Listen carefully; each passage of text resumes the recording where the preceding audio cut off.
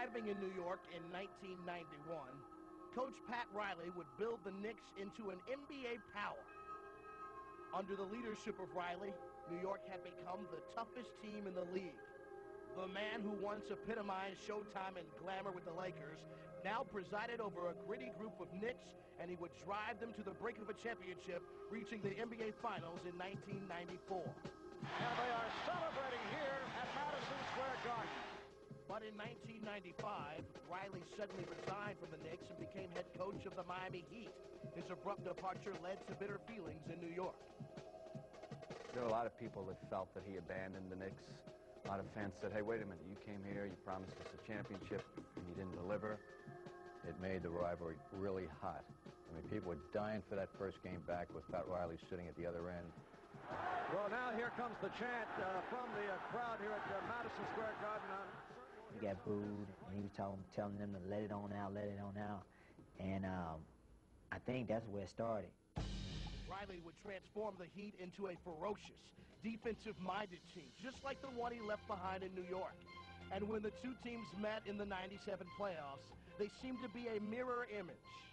Two monsters that he created going at each other. The Hatfields and McCoys. That's pretty much what it is, like a family feud.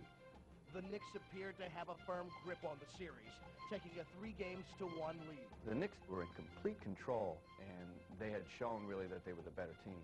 And what really causes a change in momentum in the series, something that has nothing to do with basketball.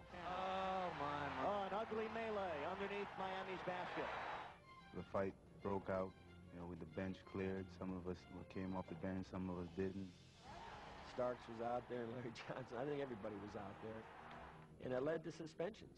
With several key Knicks suspended, the tide turned as the Heat rallied to win in 7 games, and a rivalry that was simmering had now boiled over. There was some feeling of injustice, so it all began to plant the seeds for, you know, something that was going to be bigger than it was. I think the Knicks were so upset at the way the series had finished off and what had transpired, they couldn't wait to play the Heat from the second that final buzzer sounded the next year. The Knicks would have their chance when they faced the Heat the very next season. And once again, a hard-fought series exploded into a brawl. And fists are flying at the other end. Larry Johnson and Mourning at each other. I remember my first thought was, no, please, not again. Someone's on the bottom of that pile. Jeff Van Gundy is on the bottom of the pile. See Jeff. See Jeff, you know, trying to tackle Alonzo, you know, slide down and holding on to his legs dear life. It was funny. You see how he was just dangling on my leg. It was like a piece of gum on my shoe. I just so happened to look down. I'm like, damn. I mean, Van Gundy's on my leg. Everybody says, well, what was going through your mind? Well, if I would have been thinking, I would never have attacked a 6'9", 270-pound guy. I wouldn't have gone out there and tried to break up the fight. So nothing was going through my mind, obviously. But while the incident had its lighthearted side, it also had serious consequences, as Larry Johnson and Alonzo Mourning were suspended for Game 5. I remember seeing Coach Riley. After the game, he was leaning against the wall, and he stayed that way because he knew how costly it was going to be. The Heat were left without their centerpiece, and this time it would be the Knicks who would take advantage. They gained their revenge with a decisive victory, eliminating Miami on their home court. The Knicks finish off the Miami Heat, ending Miami's season in disappointing fashion. That was one of the roughest things to digest and deal with the whole summer.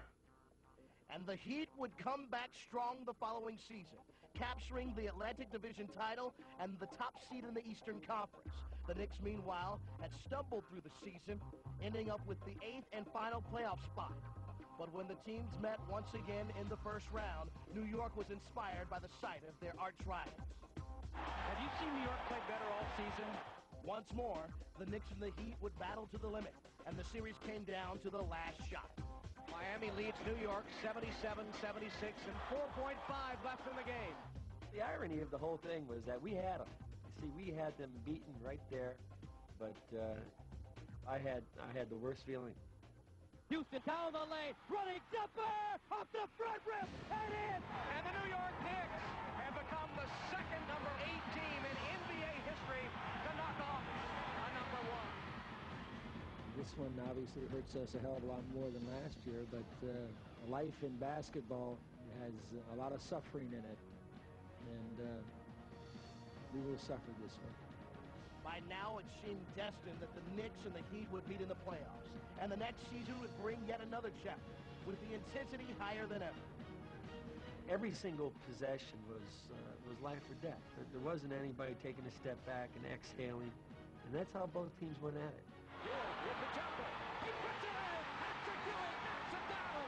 These teams, so evenly matched, would battle their way toward another gut-wrenching finish. For the 4th straight season, they would play a deciding game. And for the 2nd year in a row, it would come down to one final possession. The shot, no! Rebound, knocked out of bounds for the 3rd straight year. The Knicks break Miami's heart.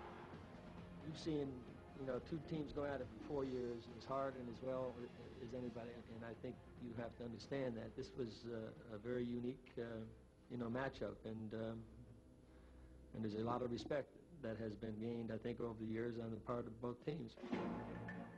For 4 seasons, the Knicks and Heat had waged a playoff war, and their rivalry would be remembered as one of the fiercest the NBA had ever seen. Whenever those two teams faced each other, it was always drama. It was always intense. It was some great games. It was almost as if it was their own little battle, and the winner would come out of the season feeling like, well, okay, we beat the Knicks, or okay, we beat the Heat, and that was good enough.